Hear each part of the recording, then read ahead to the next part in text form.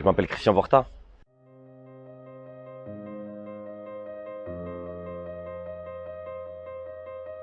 Je suis ouvrier dans l'agroalimentaire. Je travaille dans une entreprise qui s'appelle Neozer. C'est une boulangerie industrielle située en Moselle, plus précisément à Folgilère, mais voilà, c'est un peu le leader européen de la boulangerie industrielle. On appartient à un gros groupe qui s'appelle Soufflé, qui est lui le plus gros céréalier d'Europe et c'est aussi la plus grande malterie au monde, par exemple. Et voilà. Donc ça fait depuis 2015 que je travaille dans cette entreprise. Et très vite, on a décidé de monter un syndicat dans l'établissement où je travaille. Et de fil en aiguille, donc on a rejoint la CGT, on a monté un syndicat. On était une jeune équipe, hein, on avait 25, 26 ans. Et voilà, on a commencé à batailler là-dessus parce qu'il y avait des choses qui allaient pas. Au début, c'était vraiment à la marge, quoi. C'était nos horaires de travail, c'était nos salaires, c'était un peu ce qu'on réclame tous. Et très vite, notre patron, ben, il a entamé un PSE, donc un plan de sauvegarde de l'emploi. Et c'est là que tout a commencé. C'est là où vraiment on est rentré dans le bain du syndicalisme. On a eu des suppressions d'emplois, donc ils ont lancé plus de 200 suppressions d'emplois sur notre bassin. Et bah, tout de suite, on a commencé à monter une bataille. Et c'est là on a été confronté à une bureaucratie syndicale, vraiment à ce qu'ils appellent le dialogue social, c'est-à-dire des syndicalistes, dont la CGT, hein, malheureusement une partie de la CGT, qui préférait s'asseoir à la table avec le patron, discuter, etc., discuter de l'enveloppe, discuter de à combien nos collègues allaient être licenciés. Et nous, très vite, bah, les jeunes, on n'a pas voulu se laisser faire, vu que c'était nous les premiers impactés par ce plan, on n'était pas prêts à se laisser faire. Hein, pour resituer un peu la Moselle, quand même, c'est un bassin d'emploi qui est sinistré. Chez nous, on a connu les mines. Et maintenant, il n'y a plus rien, quoi. Il y avait les mines et la sidérurgie. À l'époque, c'était voilà, on est tous des enfants, des petits-enfants de mineurs. Moi, mon grand-père était mineur. Et depuis qu'elles ont fermé, ben, il n'y a plus de boulot. Donc c'est compliqué de trouver du boulot chez nous. On a quelques entreprises, on a un peu PSA, on a Continental, mais c'est un peu éloigné sur le territoire. Et donc chez nous, en Moselle-Est, c'est vraiment Neozer qui fait vivre les villes aux alentours. Donc on n'était pas prêt à se faire licencier. On savait très bien que se faire licencier, c'est se retrouver au chômage derrière. Et se trouver au chômage, c'est de nouveau rentrer dans la précarité, etc., etc. Donc on a décidé de monter un combat. Et voilà, et donc les jeunes, on a commencé à militer. Malgré que la CGT n'était pas d'accord avec nous, on a commencé à faire des assemblées générales, à discuter et à rentrer en grève. Et en vrai, c'est là que c'est vraiment, on a commencé à déranger. On a vu qu'on dérangeait notre patron en rentrant en grève. Et voilà, on n'était pas politisé du tout, hein, pour très peu. On suivait un peu ce qui se passait. Il y avait les élections de Mélenchon, on suivait un peu ce qui se passait. Mais sans plus, voilà. On a des camarades de lutte ouvrière qui sont venus. Ils sont venus nous voir à l'usine parce qu'ils ont entendu qu'il y a des suppressions d'emplois. Ils ont vu qu'il y avait des ouvriers qui menaient une bagarre. Ils sont venus nous voir. On a commencé à discuter un peu avec eux. Et c'est eux qui nous ont un peu montré, ils nous ont montré les limites du syndicalisme, les problèmes qu'on peut rencontrer aussi, même dans la CGT en vrai. Parce que nous, on était des petits jeunes CGT, on pensait que c'était la lutte, la lutte, la lutte. Et on s'est rendu compte que c'était pas que ça la CGT, malheureusement. Et voilà. Et donc, les camarades, ils nous ont appris beaucoup. Ils nous ont fait découvrir le marxisme. Ils nous ont fait découvrir qui était Trotsky, par exemple. C'est des choses qu'on connaissait pas, nous, hein. Mais c'est vrai que nous, là, les jeunes, on ne connaissait pas ça. On avait entendu un peu à l'école, quoi, hein, mais sans plus. Donc ils nous ont montré ça, ils nous ont ramené des bouquins, on a commencé à lire, etc., etc. Et on s'est rendu compte de ce qu'on faisait en vrai. C'était vraiment déjà, c'était de la politique en vrai. C'était au-delà du syndicalisme, quoi. Le fait de sortir en grève, de bloquer l'usine, d'aller essayer de rencontrer la population, discuter avec eux, etc. Se battre contre ça, c'était important de faire des AG aussi. Nous, on n'était pas cantonnés à, ouais, c'est la CGT qui décide, etc. Nous, on a commencé à faire des assemblées générales, discuter avec les travailleuses et les travailleurs. Et en vrai, on a mené une grève qui était auto-organisée sans même s'en rendre compte. En vrai, on savait même pas ce qu'on faisait. Pour nous, c'était logique et normal de faire ça. On s'est bataillé. Ça a duré plusieurs mois, cette lutte. Bon, à la fin, sur les plus de 200 licenciements qu'ils avaient prévus, il y a eu une vingtaine de licenciements. Qui pour nous étaient toujours trop, mais on est sorti quand même un peu victorieux. On s'est dit, ah, c'était une solution. Et après, de fil en aiguille, on a commencé à discuter, à se politiser. Et notamment moi, hein, et au travers des camarades de lutte ouvrière. Très vite, j'ai commencé à avoir des limites avec, par exemple, mes camarades de lutte ouvrière. Il y a le mouvement des Gilets jaunes qui a éclaté en 2018. Chez nous, on nous a annoncé un deuxième PSE avec de nouveau plus de 200, près de 200 suppressions d'emplois. Et nous, tout de suite, on a vu le lien, quoi. On s'est dit, bon, on va aller discuter avec les Gilets jaunes. Nous, on est en grève. Eux, ils sont sur le rond-point qui est même pas à 1 kilomètre de la boîte. On va aller discuter avec eux. Nous, directement, on est descendu. Directement, on a parlé avec eux. Et directement, en vrai, on a créé un lien, en vrai, malgré ce qu'on pouvait entendre, que soi-disant, c'était l'extrême droite, qu'ils étaient anti-syndicalistes, qu'ils étaient anti tout ça. Bizarrement, nous, on est allés. Moi, j'étais allé. Ils savent qui je suis. Ils me connaissent. Ils savent que je suis un peu dans le bassin un peu connu pour la lutte qu'on avait menée un peu avant. Bah, on a dérangé personne, quoi. Les camarades, on a discuté avec eux, on a bloqué des camions ensemble, on descendait sur le piquet. Et le 1er décembre, on a même carrément organisé un blocage du rond-point ensemble à Saint-Avold. C'est toujours en Moselle, hein, et comment dire, voilà, on a bloqué le rond-point. Nous, on avait ramené des produits qu'on faisait chez nous, par exemple, des brioches, des chinois, etc., qu'on avait distribués aux camarades, aux gilets jaunes et tout. On avait fait signer une pétition, on avait discuté. Nous, on était à peu près une trentaine de l'usine à être descendus pour discuter. Et de fil en aiguille, bon, bah, ça s'est bien passé, on a créé des liens. Bon, après, le 1er décembre, ça a été un peu violent, un peu comme à Paris, un peu comme partout, quoi, hein. Mais c'est vrai que chez nous, à Saint-Avold, ça a été un peu violent. Et voilà, la police est venue pour nous déloger. Ils nous ont pas fait de sommation, rien, quoi. C'est vraiment, ils sont venus, ils nous ont délogés. Nous, c'était la première fois qu'on voyait ça. Nous, on a l'habitude de bloquer l'usine, on n'avait jamais de problème. Voilà, on s'est jamais fait déloger par la police ou quoi que ce soit. On sait que ça existe, mais nous, on l'a jamais vécu. Ouais, c'était un peu compliqué, hein. C'est-à-dire que c'est la première fois où la police, ils nous ont gazés, ils nous ont tiré dessus au flashball. J'ai des collègues à moi de l'usine, hein, qui se sont fait tirer dessus au flashball, qui se sont fait gazer. C'était une première et c'est vrai que dans les gilets jaunes de chez nous, il y avait des anciens mineurs. Il y avait, comme je dis, nous, on est tous des petits-fils ou des fils de mineurs. Et on a eu le réflexe d'aller au front, en vrai, et d'affronter, en vrai, la police. Et ce jour-là, bon, on a fait reculer carrément la police. On a remarqué qu'on a réussi à faire un bloc assez compact. Et on a repoussé la police le jour-là. Bon, bien entendu, ils sont revenus après. Mais ce qui a été marrant le jour-là, j'avais entendu parler un peu de la commune de Paris. Dans le feu de l'action, moi, j'avais l'impression de vivre ma commune, en vrai. C'est drôle, hein. On se dit, mais non, c'est pas possible. On était quoi? 1000 sur... le matin, on était 500 quand on a fait repousser la police. Ils n'étaient pas venus nombreux. Après, les gens ont vu les lives Facebook, etc., les publications. Il y a des centaines et des centaines de personnes qui sont venues un peu de partout. On s'est retrouvé à plus de 1000 sur le rond-point. Et là, on a commencé, des gens, ils montaient automatiquement des barricades partout sur la route. Ils avaient bloqué le rond-point et tout. C'était impressionnant. C'est vrai qu'il y a l'adrénaline qui montait toute la journée. Toute la journée, il y avait un hélicoptère de la police et tout qui était monté, qui volait au-dessus du rond-point. C'était un peu... Voilà, c'était une première pour nous. On avait l'habitude. On a connu dans les années 2000, 2005, etc., même un peu après, dans les quartiers, quoi, où les hélicos, ils venaient, mais c'était pas pour les mêmes raisons. C'était aussi des révoltes, mais qui étaient plus dans la situation de nos quartiers. Mais là, c'était la première fois que vraiment on avait pas mal d'ouvriers, d'ouvrières, de travailleuses de partout, en vrai, qui étaient là et qui montaient des barricades sur la route. Nous, on se disait, s'il y a ça à Saint-Avold, à Paris, c'est déjà la révolution, en vrai. On regardait pas trop ce qui se passait ailleurs, mais pour nous, c'était impressionnant. Et bon, bah après, ça c'est pas aussi bien fini qu'on le pensait, quoi, hein. La police sont venus vers 17, 18 heures quand la nuit elle a commencé à tomber. Et là, pendant 2 heures, on a essayé de tenir le rond-point malgré les flics qui venaient, hein, on va pas se mentir. Et après, on a dû sauver dans le centre-ville. Ce jour-là, il y a beaucoup de collègues à moi qui se sont fait toucher, dont moi, hein, par exemple, je me suis mangé un coup de flashball dans le bras, etc. Et on a des collègues qui sont fait tirer dessus, un dans la joue, etc., etc. J'ai un collègue de l'usine qui avait pris un flashball là pendant plus de 6 mois, il avait des bleus. Et, euh, et on a eu comment dire, on a eu une grosse déception quelques jours après. On a vu la confédération, la CGT, quoi, hein, et des syndiqués CGT se font tirer dessus par des flashballs. Et on reçoit une note signée Martinez. Moi, il n'y avait pas que, hein, mais c'était la CGT. Ça qui m'a fait chier, c'était notre syndicat, quoi, qui nous appelle au calme, qui nous dit qu'il faut pas céder à la violence, etc., etc. Mais nous, ça, on l'a vraiment pris comme une trahison. On s'est regardé à l'usine, on s'est dit, ah ouais, on se fait tirer dessus, et en plus, on doit pas réexpliquer, en vrai. C'était comme ça qu'on l'avait pris vraiment, alors qu'on avait des collègues qui vraiment avaient pris cher. Mais bon, on s'est pas arrêté là. On a continué à se mobiliser avec les camarades, avec les gilets jaunes, hein. D'ailleurs, même les gilets jaunes, ils ont très vite, chez nous, à Saint-Avold, commencé à faire des assemblées et tout. Mais il manquait une organisation. On va pas se mentir. Et ça, c'est une des limites que nous, on a remarqué, en tout cas, c'est qu'il n'y avait pas d'organisation dans les gilets jaunes. Ils en voulaient pas spécialement. Mais voilà, et nous on comprenait pas. C'est pourquoi on était la seule boîte, le seul syndicat, la CGT, c'était CGT Neozer, quoi, à être sur ce rond-point-là, et on comprenait pas où étaient les autres en vrai. Il y avait quelques camarades, j'ai vu des camarades de chez Total ou Arkema qui sont des boîtes du coin, mais vraiment parce que nous on les a appelés à venir.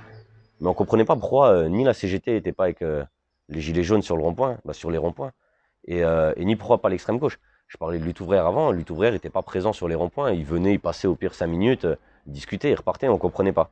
Et à force de discuter, c'était une des premières limites que j'ai eues, moi, avec l'extrême gauche, du moins avec lutte ouvrière.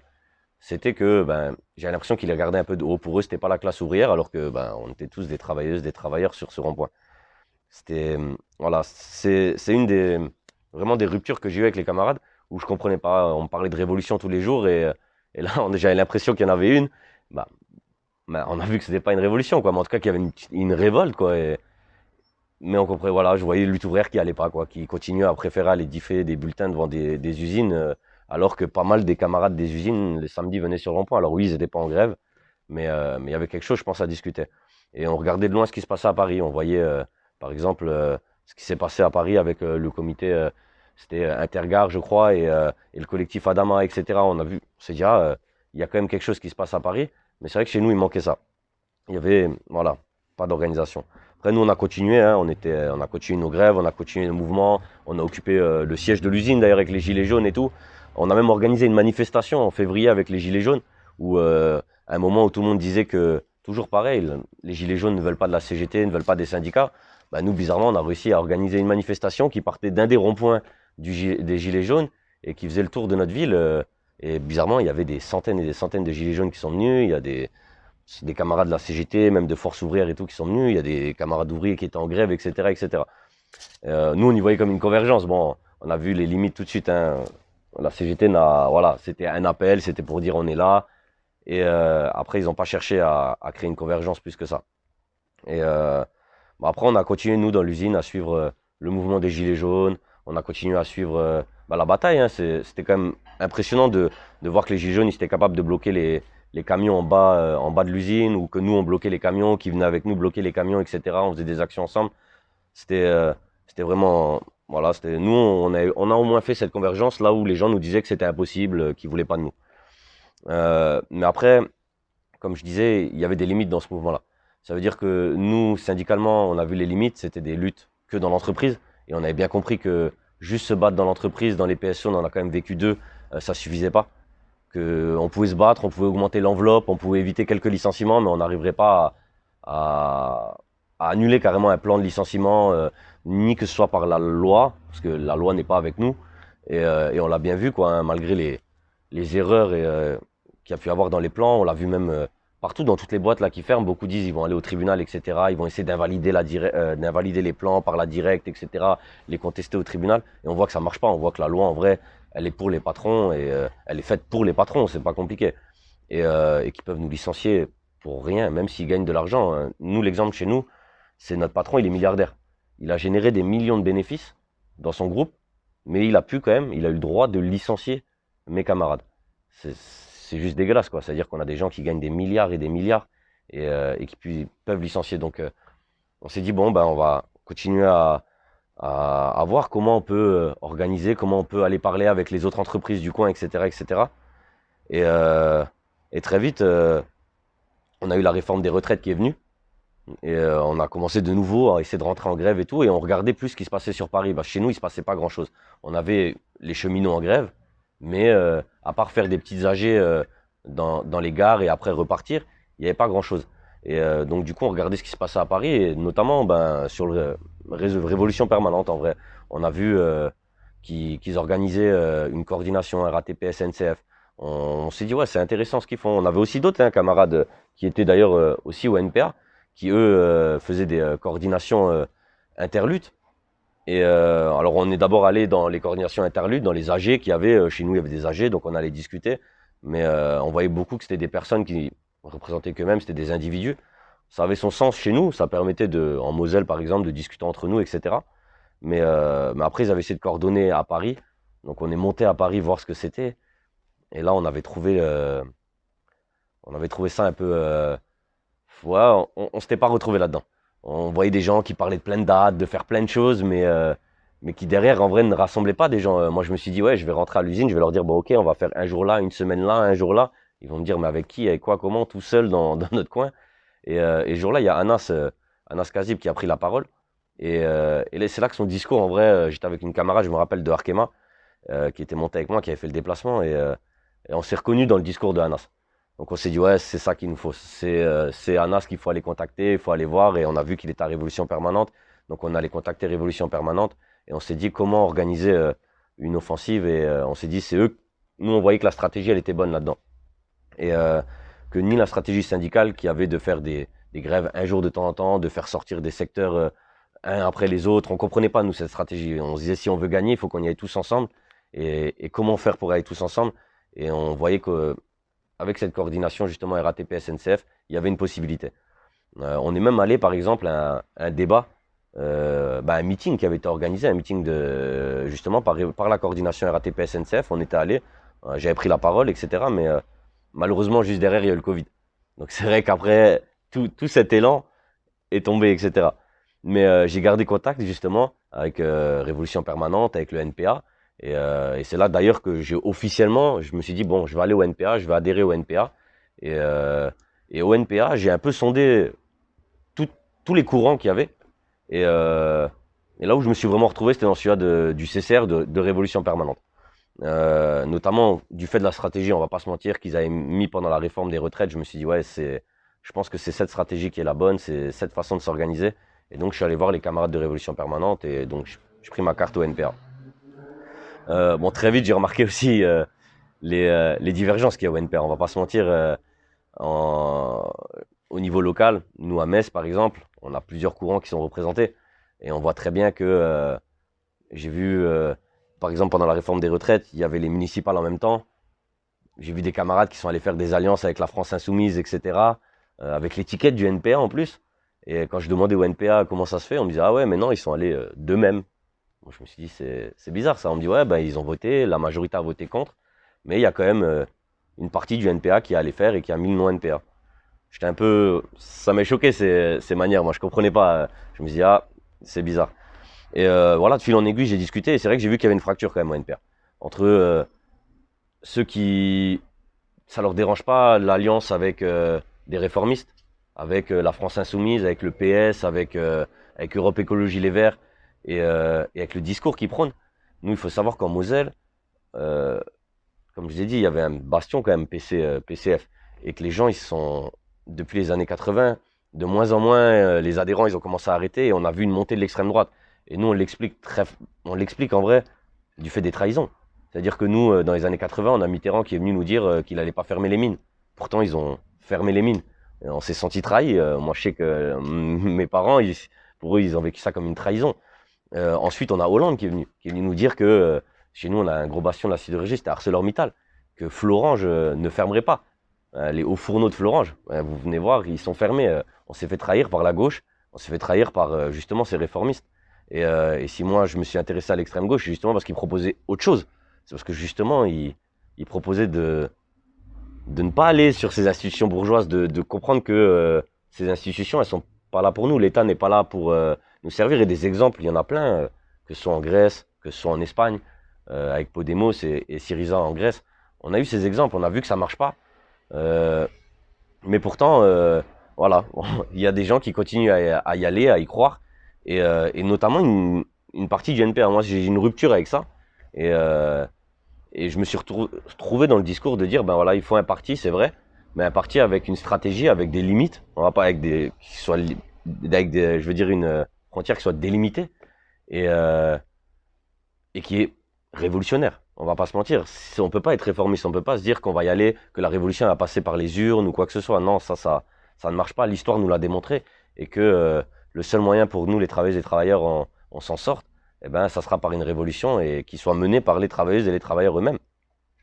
Et, euh, et donc voilà, donc nous au NPA, donc comme je vous ai dit, j'ai rejoint le CCR et c'est un peu la lutte qu'on mène au sein du NPA en vrai, de, de justement de délimiter les contours, de mettre une vraie stratégie et qui est pour hégémonie la classe ouvrière.